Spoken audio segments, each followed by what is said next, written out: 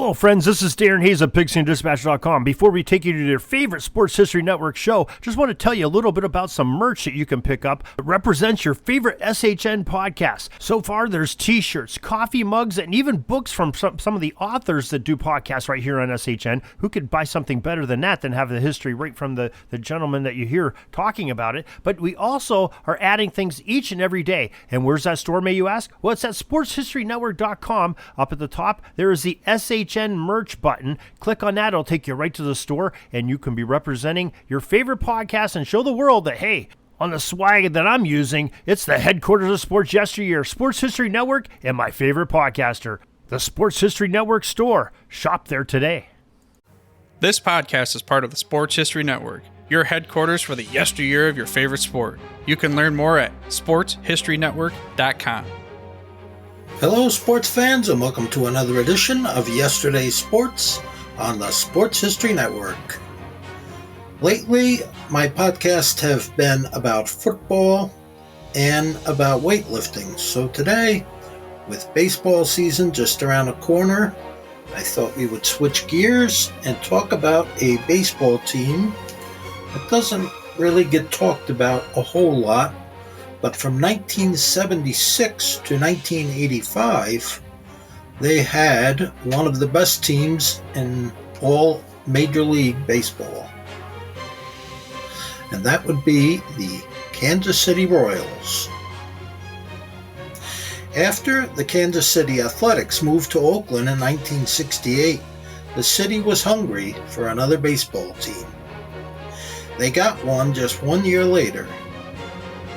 As all expansion teams do, they struggled in their first two seasons, going 69 and 93 in 1969 and 65 and 97 in 1970. But they had some talented young players, most notably center fielder Amos Otis and left fielder Lou Piniella, who won Rookie of the Year in 1969.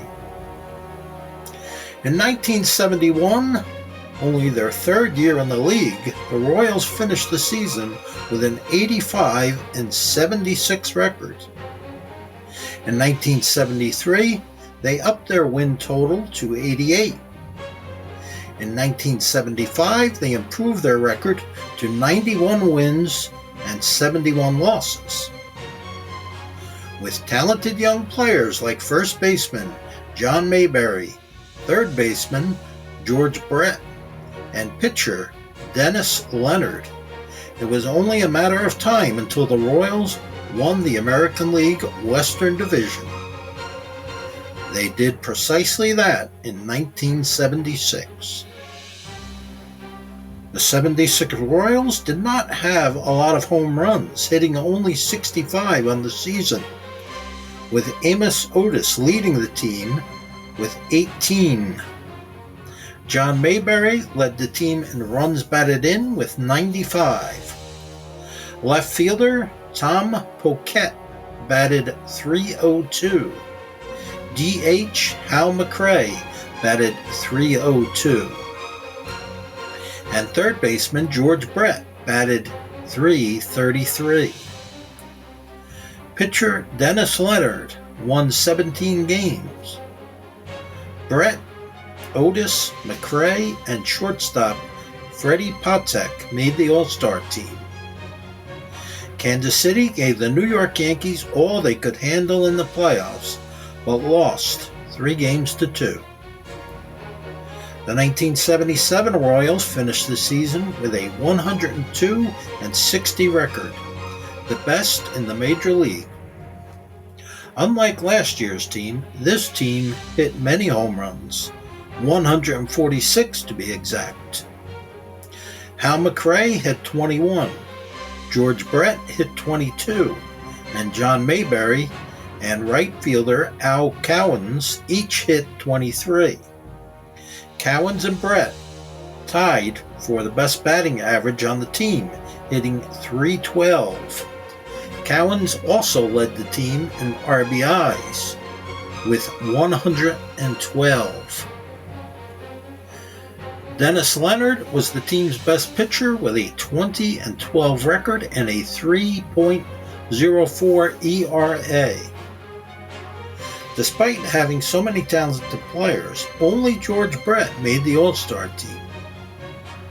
The season ended in disappointment as the Royals lost another hard-fought playoff series to the Yankees, 3-2.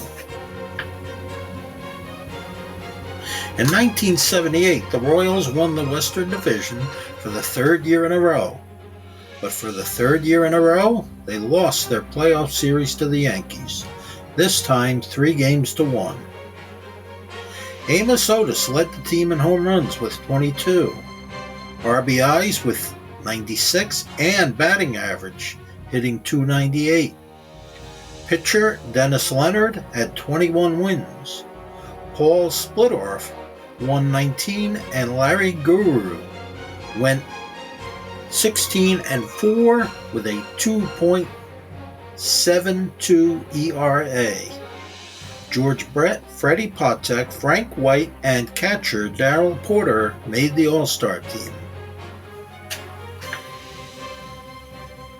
After finishing the 1979 season with an 85-77 record and missing the playoffs, the Royals bounced back strong in 1980.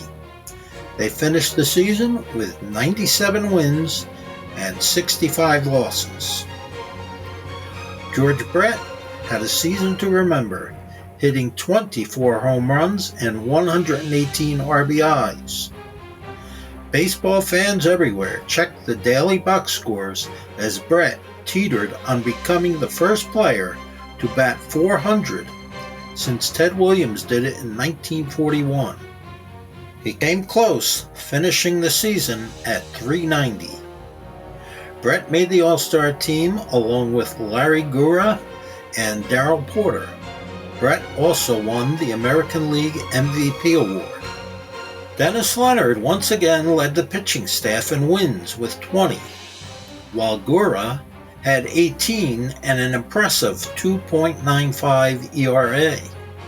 The Royals faced the Yankees in the playoffs for the fourth time in 5 years, but it was no contest this time.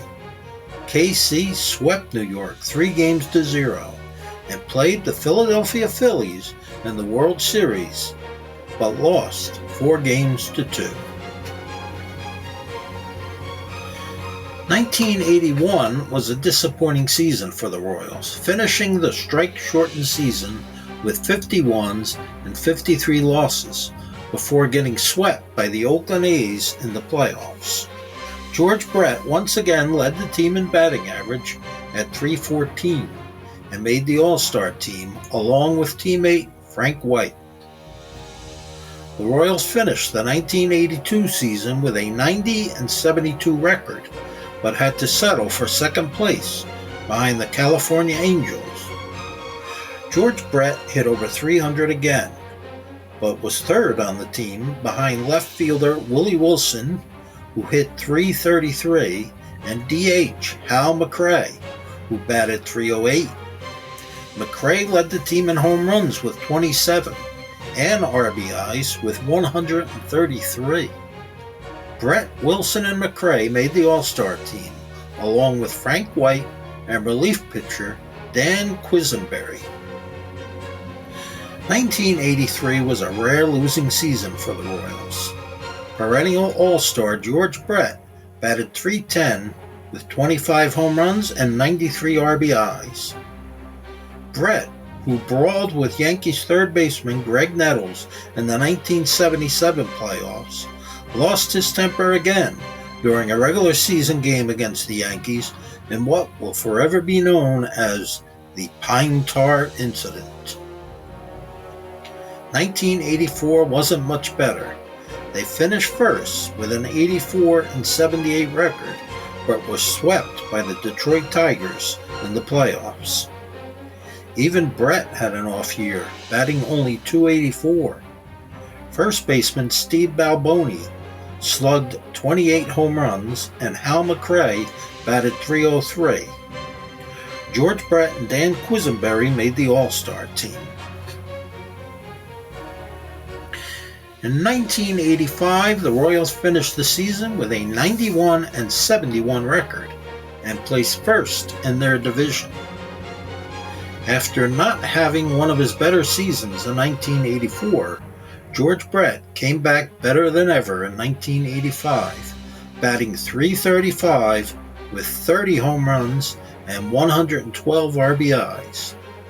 Steve Balboni led the team in home runs with 36, and 21-year-old pitcher Brett Saberhagen won 20 games and lost only 6 with a 2.87 ERA.